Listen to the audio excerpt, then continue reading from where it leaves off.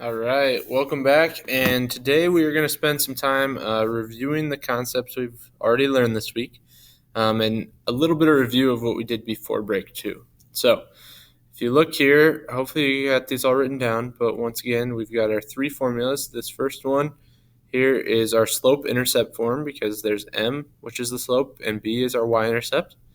The second formula is our slope, y2 minus y1 over x2 minus x1. That tells us our rise over our run. This third one is point slope. When we are given a point, the x1, y1, and the slope, we can use that. So here it says write an equation line with the given slope and y-intercept. If we are given slope and y-intercept, we can just plug it in right here.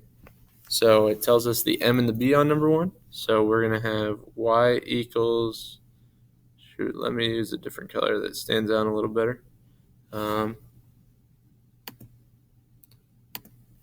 Okay, so we're going to use y equals 2x minus 2. Now for the next one, it's written a little differently. That's still our slope at -5. They gave us 0, -4 as a point. However, if you think about it, if 0, -4 is going to be on the y-axis here, if we graphed it, 0, -4 would be down here. So that is also known as our y-intercept. So this is just a different way of writing the b. So y is going to equal -5x minus 4. And we are done. Now, this next one, they give us a point and a slope. So point slope, we want to use this formula right here. So y minus y1, we'll use y minus 4 equals 3 parentheses x minus 2. Okay, so now from here we can distribute. Y minus 4 will stay as is, equals 3x minus 6. One step left, just add the 4 over. And our final answer for this one, y equals 3x minus 2. And we are done. So now, the next one. Same concept. Y minus -2 equals 2 parentheses x minus 3. We distribute that again. Remember over here, when it's y minus -2, that actually is y plus 2. We get 2x minus 6. And now the only thing left to do is subtract the 2 over. And we're going to get y equals 2x minus 8. Okay, so now the next type of question here says write an equation line that passes through the point 1, 4 is parallel to the line y equals 3x plus 2. So if it is parallel, then we know it's going to have the same slope. So let's establish what is that slope. So we look here, the slope is 3. And now we can just use this point. So y minus 4 equals 3 parentheses x minus 1. Distribute that in. Y minus 4 will equal 3x minus 3. Add the 4 over. And we get y equals 3x plus 1. And we are done. Now, I know I'm moving kind of quick, so if you need to pause it or go back and watch any of this, that's totally fine.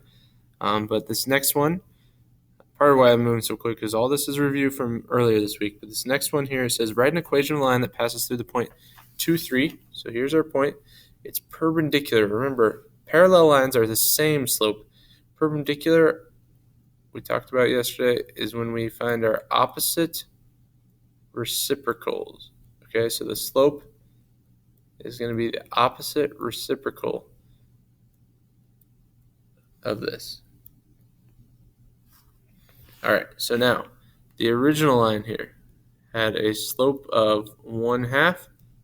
The opposite reciprocal of that, or the perpendicular slope, is going to go from positive to negative. That's the opposite part. Reciprocal from 1/2 goes to 2 over 1, or just a -2 is our answer. So now we use that slope, y minus 3, got that from right here, equals -2, our slope, and then x minus 2. Y minus 3 equals, we distribute, -2x plus 4, and then add the 3 over. Y equals -2x plus 7. And we are done. So next, this one is maybe a little bit more difficult. It says, write an equation line that passes through the points 5, 2, and 6, 0. If this is the case, we don't know what the slope is. So we have to find the slope.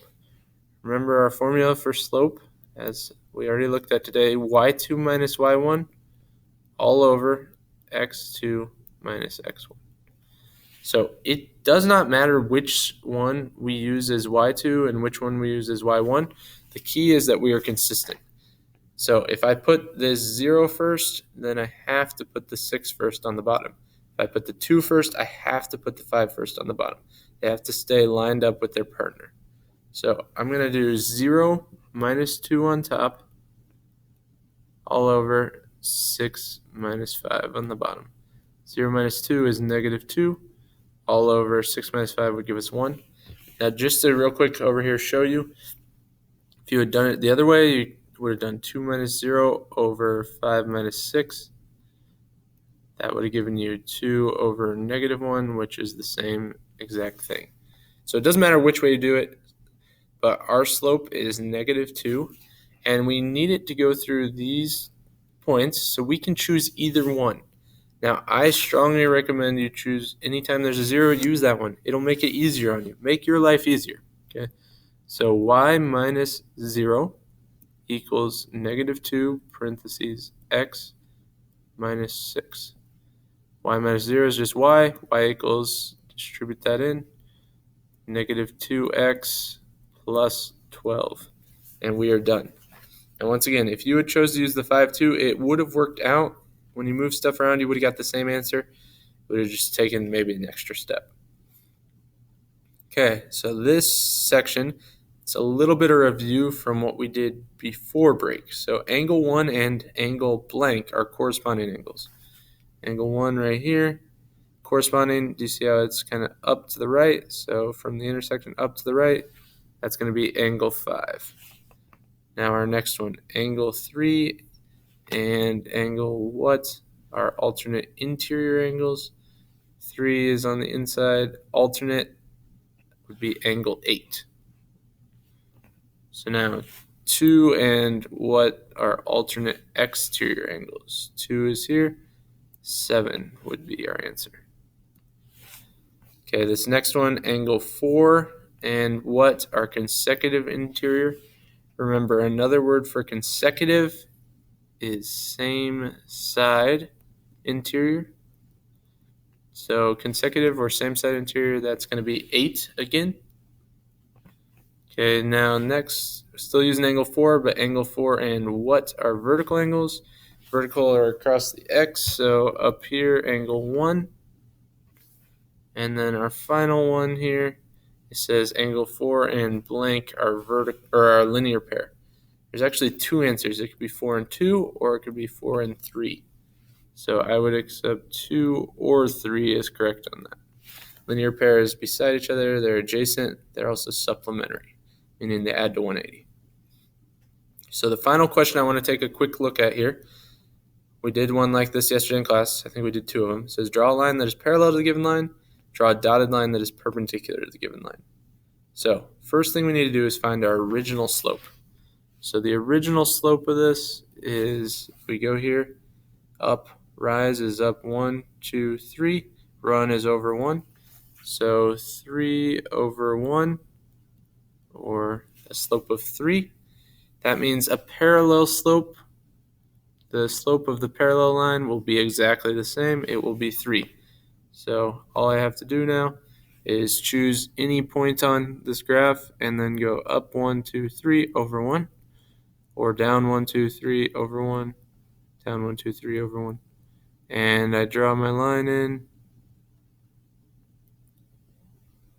and those are parallel. Now we need a dotted line that is perpendicular. So if I do a perpendicular line, this is going to be the slope perpendicular will be the opposite reciprocal. So instead of 3 over 1, it becomes 1 over 3. Instead of positive, it becomes negative. Once again, you can choose any point on here and then go down 1 over 1, 2, 3, down 1 over 1, 2, 3, or up 1 over 1, 2, 3. And we draw this line in.